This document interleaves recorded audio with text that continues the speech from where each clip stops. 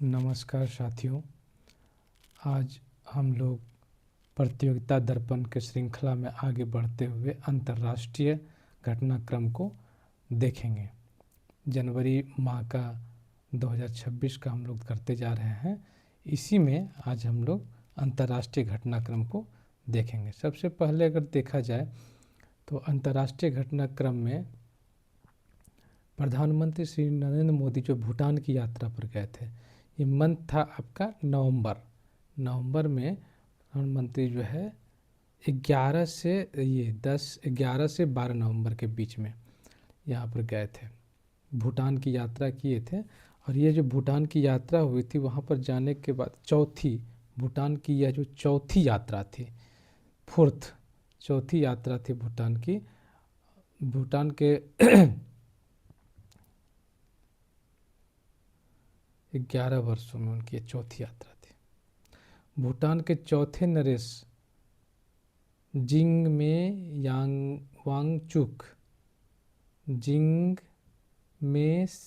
खेसर नामग्याल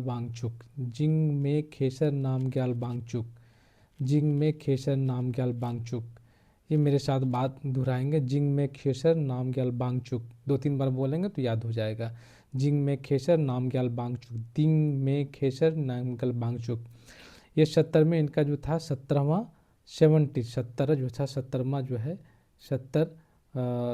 जो है जन्मदिन था। उसी पर ये प्रधानमंत्री उन्हीं के उपलक्ष्य में गए हुए थे वहाँ। अभी क्या क्या जाने के बाद उनके साथ में क्या क्या वार्ताएं हुई और क्या दोनों के बीच में संधि हुआ, ये सबसे महत्वपूर्ण फैक्ट इसका माना जाता है। अभी यहाँ पर देखेंगे, सबसे पहला जो होता है इसमें क्या है कि भारत और भूटान के सहयोग से 1020 हो गया। आपको 72 और भूटान के समस्या से जो है देखते हैं 1020 इतना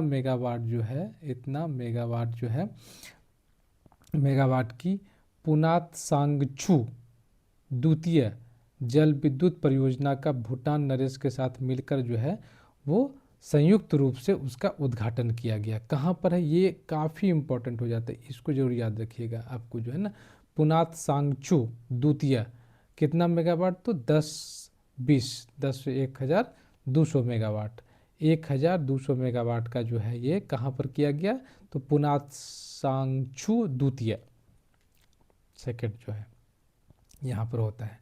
अभी इसमें हम लोग आगे बढ़ते हुए देखते हैं कि अब जो मुख्य रूप से बातें हुई जिंगमे खेसर के साथ में क्या क्या हुआ उसको देखते हैं। इसमें जो है 13वीं पंचवर्षीय योजना तथा भूटान के सामाजिक आर्थिक विकास में भारत के अमूल्य सहयोग की सराहना भूटान नरेश ने की। द्विपक्षीय सहयोग को और ज़्यादा मजबूत करने के लिए नवीकरणीय ऊर्जा, मानसिक स्वास्थ्य सेवाओं एवं स्वास्थ्य सेवा के क्षेत्र में 3 समझौता यानी माउस जो है मेमोरेंडम ऑफ अंडरस्टैंडिंग जिसको हम लोग बोलते हैं, ये यहाँ पर जो देखा जा रहा है कि 3 हुआ है मेमोरेंडम ऑफ अंडरस्टैंडिंग, माउस 3 हुआ है। इसमें क्या क्या है, तो ऊर्जा परियोजनाओं के वित्त पोषण के लिए जो है भारत की ओर से 4000 करोड़ की रियायती ऋण सुविधा भूटान को प्रदान करने की घोषणा की। काफ़ी वीवीआई कितना करोड़ है, तो 4000 करोड़ जो है ये आपको लाइन ऑफ क्रेडिट जो होता है, कॉन्सेशनल मतलब कम इंटरेस्ट, कॉन्सेशनल जो होता है, कॉन्सेशनल लाइन ऑफ क्रेडिट का मीन्स हुआ कि कम से कम इंटरेस्ट पर जो है उसको सहायता देना। भारत के सहयोग से ही अब आगे देखे हैं कि 1020 मेगावाट की पुनात सांगछू द्वितीय जलविद्युत परियोजना का उद्घाटन भी यहाँ पर किया गया, जो हम लोग आगे देख चुके हैं। उसके बाद हम लोग देखते हैं कि नेक्स्ट में जो होता है कि दोनों पक्षों के बीच में क्या हुआ, 3 समझौता हुआ है, ये इम्पोर्टेंट हो गया। आपको 4000 करोड़ की रियायती जो ऋण देगी वो हुआ, वो यहाँ पर हो जाता है। फिर नेक्स्ट हम लोग देखते हैं, यहाँ पर थोड़ा सा जान लीजिए। वाराणसी में भूटानी मंदिर, बौद्ध मठ व अतिथि गृह के निर्माण के लिए भू अनुदान की घोषणा की गई, श्री मोदी ने की। दोनों देशों के बीच रेल संपर्क परियोजनाएं शुरू किए जाने का दोनों पक्षों ने स्वागत किया है। अभी इसमें एक और हो जाता है कि नेक्स्ट हम लोग देखते हैं, दोनों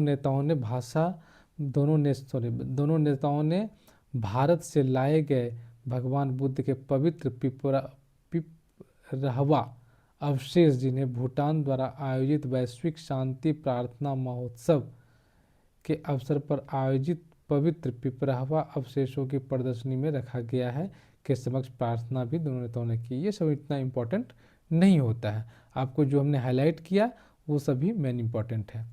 अभी चलिए नेक्स्ट अगर हम लोग देखते हैं कि अब राष्ट्रपति की यात्रा, प्रधानमंत्री की यात्रा जहाँ भी होती है उनका यात्रा काफ़ी वीवीआई होता है, वेरी इंपॉर्टेंट होता है, उससे कम थोड़ा राष्ट्रपति का होता है, लेकिन राष्ट्रपति का भी इम्पोर्टेंट होता है, कभी कभी पूछ लिया जाता है, इसलिए इसको भी देखेंगे हम लोग। तो राष्ट्रपति का जो है द्वितीय द्रौपदी मुर्मू जो है अंगोला व बोत्सवाना यात्रा किया, अंगोला और बोत्सवाना किया था द्रौपदी मुर्मू के द्वारा। जो यह भी नवंबर में ही हुआ था, कभी कभी डेट भी पूछ लिया जाता है, इसलिए एक बार नज़र में जरूर डाल लेंगे। 8 से 13 नवंबर के बीच में दोनों पक्षों अफ्रीकी देशों के लिए किसी राष्ट्रपति की यह पहली यात्रा थी, किसी राष्ट्रपति की अफ्रीकी देशों के लिए जो है पहले भारत की यह पहली यात्रा थी अंगोला। वर्तमान में जो है अफ्रीकी संघ के अध्यक्ष जो है के राष्ट्रपति जोआओ लोरेंको है ना, जोआओ लोरेंको है, वो अंगोला के राष्ट्रपति, जो भव्य स्वागत उनके द्वारा किया गया, ये काफ़ी इम्पोर्टेंट हो जाता है यहाँ से। और यह जो है यहाँ पर इम्पोर्टेंट होता है, एक इसमें जो इम्पोर्टेंट फैक्ट्स है यहाँ का, 2-3 इम्पोर्टेंट फैक्ट्स हो जाता है। एक तो हो गया वहाँ का राष्ट्रपति हो गया, दूसरा नंबर क्या हो गया, यहाँ की राजधानी, अंगोला की राजधानी जो है वो क्या है, लुआंडा जो है वहाँ की राजधानी है, ये भी काफ़ी इम्पोर्टेंट हो जाता है। अभी यहाँ पर कुछ ज़्यादा कुछ खास हुआ नहीं, इसीलिए बस इसकी यात्रा मेन रूप से फेमस हो जाता है। अभी इसमें कुछ फैक्ट्स को देख लेते हैं। भारत की high speed Vande Bharat train लाने की रुचि अंगोला की ओर से व्यक्त की गई, अंगोला की ओर से। International big cat alliance IBCA व ग्लोबल बायोफ्यूल्स अलायंस GBA में शामिल होने के निर्णय की मेजबानी राष्ट्रपति ने घोषणा की, यानी कि अंगोला के राष्ट्रपति ने घोषणा किया है कि हमको IBCA और GBA में शामिल हम होंगे। मत्स्य पालन, जलीय कृषि और कृषि एवं वाणिज्य दूतावास मामलों में भी सहयोग करने के लिए जो है माओ किया गया है। अब सबसे इम्पोर्टेंट ये यहाँ जो फैक्ट्स है ये आपको देखना है, इसमें जो मेन रूप से इम्पोर्टेंट फैक्ट्स है, इसमें क्या क्या माओ हो गया, दोनों के बीच मेमोरेंडम ऑफ अंडरस्टैंडिंग हुआ है। इसमें जो मत्स्य पालन, जलीय कृषि एवं वाणिज्य दूतावास मामलों में सहयोग के लिए दोनों के बीच में ज्ञापन किया गया है। अभी नेक्स्ट देखेंगे फिर क्या है, इसी में अंगोला के राष्ट्रपति के बाद चली जाती हैं हमारी राष्ट्रपति कहाँ पर, तो द्वितीय हो गया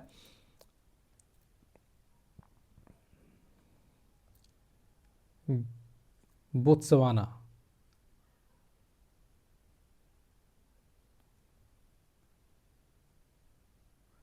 उसके बाद जो बोत्सवाना की यात्रा करती है, दोनों अफ्रीकन कंट्री ही है, दोनों ही एक अफ्रीकन कंट्री ही है, बस इतना जान लीजिए। अब इसमें क्या है कि देखिए श्रीमती राष्ट्रपति जो है द्रौपदी मुर्मू का स्वागत करते हुए मेजबान राष्ट्रपति बोको नाम याद रखिएगा, बोत्सवाना का बोको ने इस बात का उल्लेख किया कि लोकतंत्र का जनक, mother of democracy Bharat Botswana की भी विकास में प्रेरणा और समर्थन के लिए अटूट है। ये सब कोई इम्पोर्टेंट नहीं है, मेन जो है भारत के प्रोजेक्ट चीता के विस्तार के लिए 8 चीते प्रदान करने के लिए सहमति बोत्सवाना ने प्रदान की। काफ़ी इंपॉर्टेंट हो जाता है कितना चीता, अभी से पूछ लिया जाएगा राष्ट्रपति जो बोत्सवाना गई हैं तो वहाँ से कितने चीते लाने की बात कही गई, तो 8 चीते प्रदान किए गए। इससे पूर्व जो है नामीबिया के दक्षिणी अफ्रीकी चीते ने प्राप्त किए थे। भारत को सौंपे जाने वाले 8 चीतों को अगले ही दिन अभयारण्य में क्वारंटाइन किया गया उसको लाने के लिए यहाँ पर। तो मुख्य रूप से यहाँ पर हो गया आपको बोत्सवाना। बोत्सवाना का क्या हो गया, एक ही चीज़ जान ली, बोत्सवाना का बोलो जो राष्ट्रपति हुआ और वहाँ पर जो है 8 चीते को भारत लाने की बात कही गई है। ये कुछ फैक्ट्स हैं, जैसे इसमें इसको अभी नेक्स्ट देखेंगे। नेक्स्ट जो फैक्ट्स है इसका जो इम्पोर्टेंट है, बांग्लादेश काफ़ी इम्पोर्टेंट VVI में एकदम से जाएगा ये। इसमें क्या है कि शेख हसीना को जो 5 अगस्त को 2024 को जो है सत्ता से बेदखल किया गया था, उसको जो है अंतर्राष्ट्रीय अपराध न्यायाधिकरण यानी इंटरनेशनल क्राइम ट्रिब्यूनल ICTI-1 ने 17 नवंबर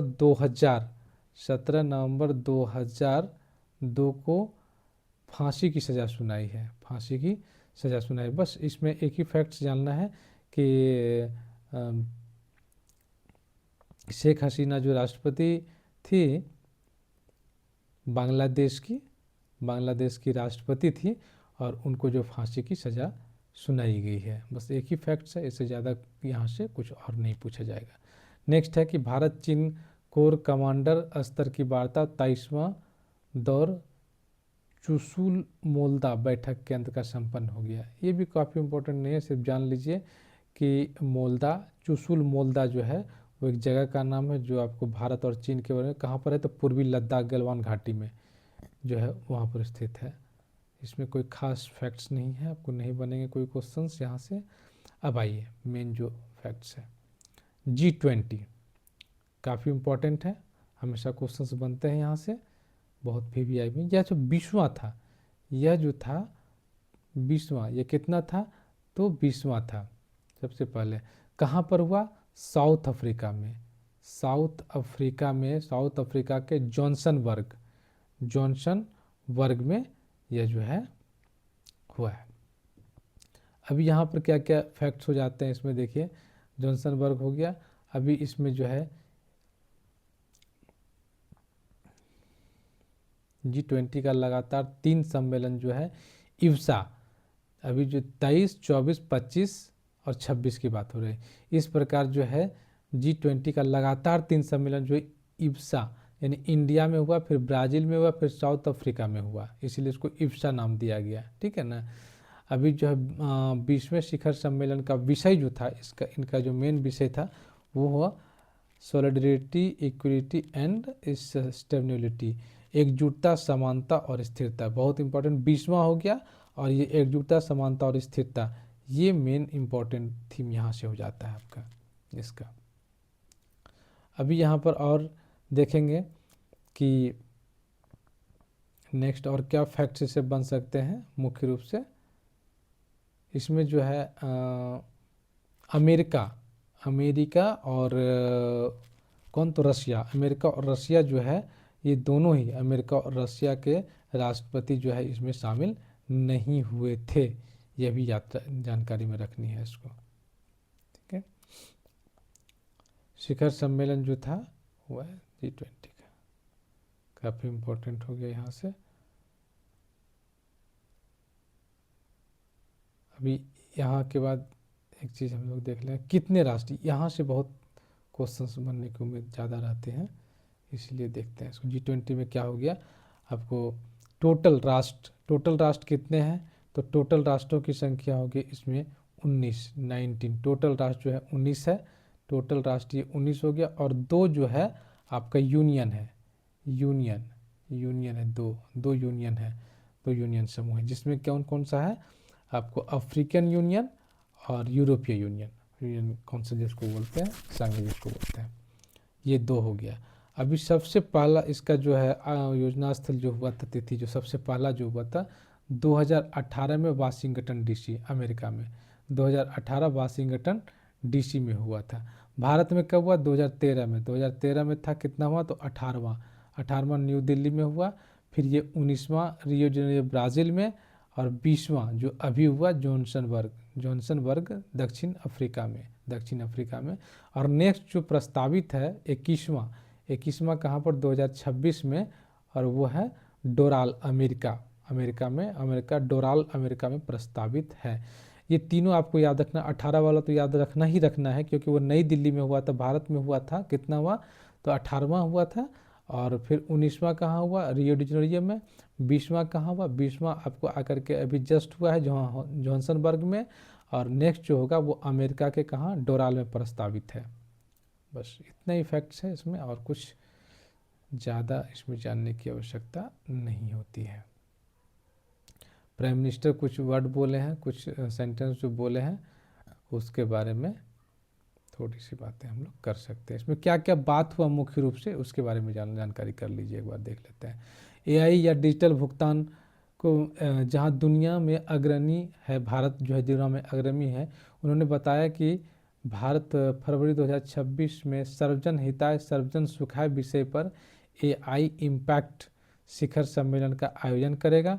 उन्होंने G20 के सभी देशों को इस प्रयास में शामिल होने के लिए कहा।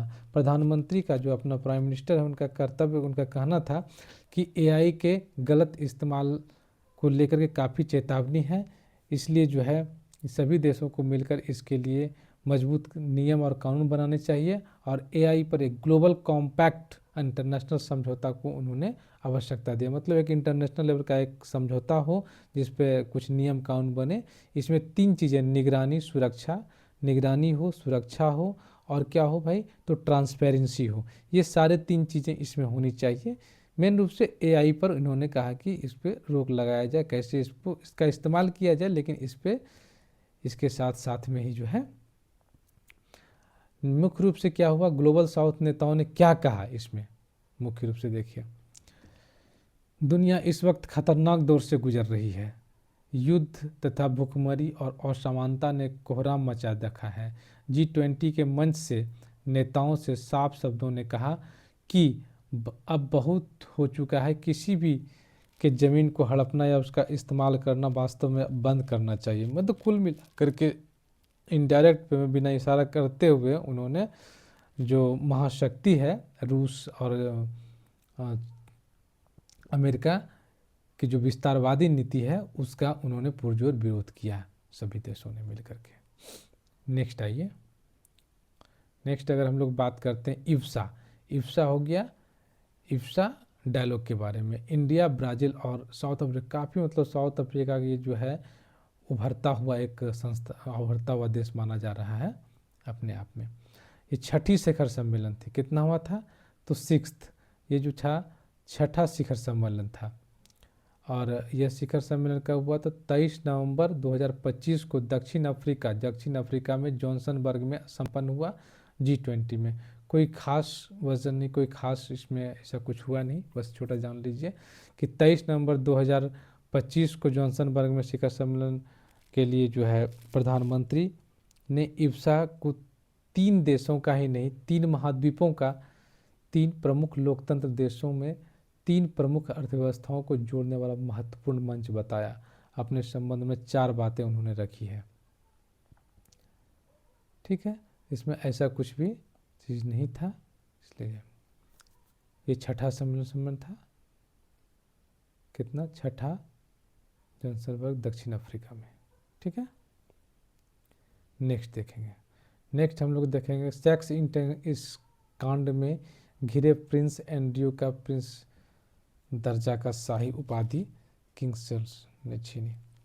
ये उतना इम्पोर्टेंट नहीं है, सिर्फ जान लीजिए कि ब्रिटेन की दिवंगत महारानी एलिजाबेथ द्वितीय जो थी उसके छोटे पुत्र व किंग चार्ल्स के छोटे भाई प्रिंस एंड्रयू माउंटबेटन, कभी कभी पूछ लिया जाता है, सिर्फ जान लीजिए प्रिंस एंड्रयू माउंटबेटन जो था वह एक सेक्स स्कैंडल में फंस गया था, जिसके वजह से जो है उसका जितना भी राजशाही पदवी जो होता है, जो उसको फैसिलिटी दी जाती है, वो सारी जो है बंद कर दिया गया। उसके बाद आइए COP 30 VVI हो गया, इसमें COP 30 को हम लोग देखेंगे। COP 30 काफ़ी इंपॉर्टेंट है और इससे क्वेश्चंस रहते ही रहते हैं, बराबर रूप से पूछा जाता है। United nation conference convention of climate change में लगभग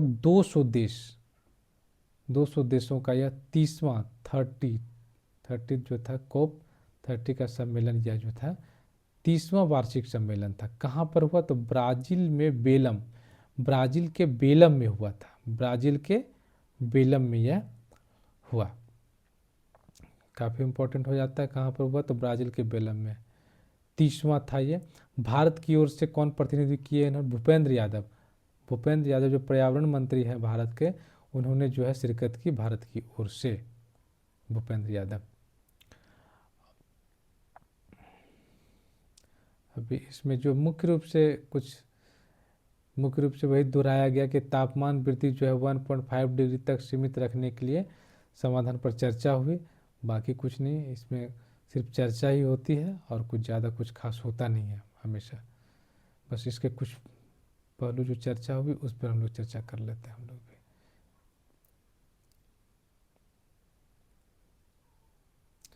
भारत के केंद्रीय पर्यावरण, वन एवं जलवायु मंत्री भूपेंद्र यादव ने 17 नवंबर को पक्षकारों के एक सत्र में भारत का राष्ट्रीय वक्तव्य प्रस्तुत करते हुए कहा कि प्रधानमंत्री श्री नरेंद्र मोदी के नेतृत्व में भारत ने सफलतापूर्वक एक सिद्ध कर दिया है कि विकास और पर्यावरण के संरक्षण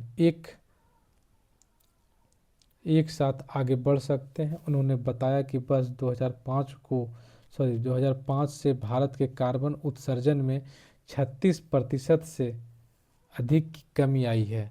काफ़ी इम्पोर्टेंट, ये भी अच्छा फैक्ट हो जाता है।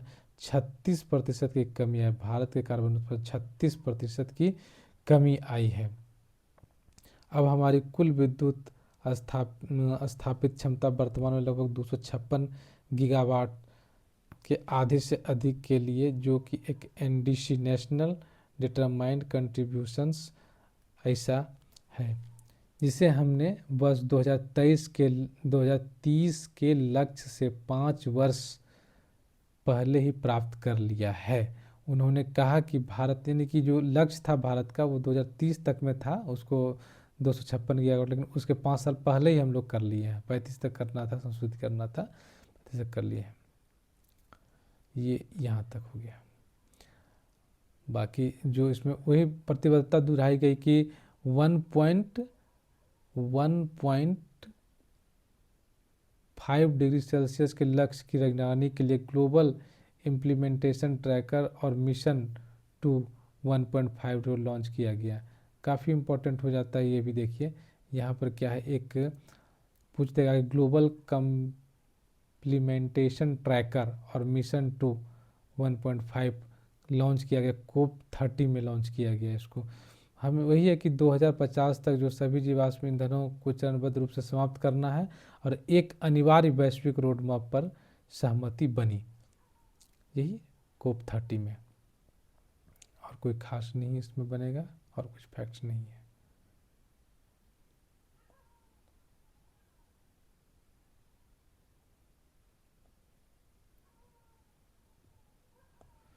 बाकी कुछ खास नहीं है।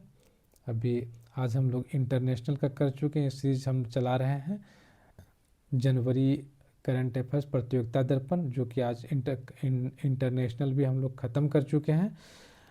और नेक्स्ट डे फिर इसके आगे का हम लोग अपलोड करेंगे। तब तक इसको आप पढ़ते रहिए, एंजॉय कीजिए, और अगर चैनल को सब्सक्राइब कीजिए और लाइक ज़रूर कीजिएगा, ताकि हम अगर कोई भी त्रुटि आपको लग रहा है कुछ इसमें शुद्ध करना होना चाहिए तो आप कमेंट्स ज़रूर से ज़रूर करेंगे। धन्यवाद। जय हिंद।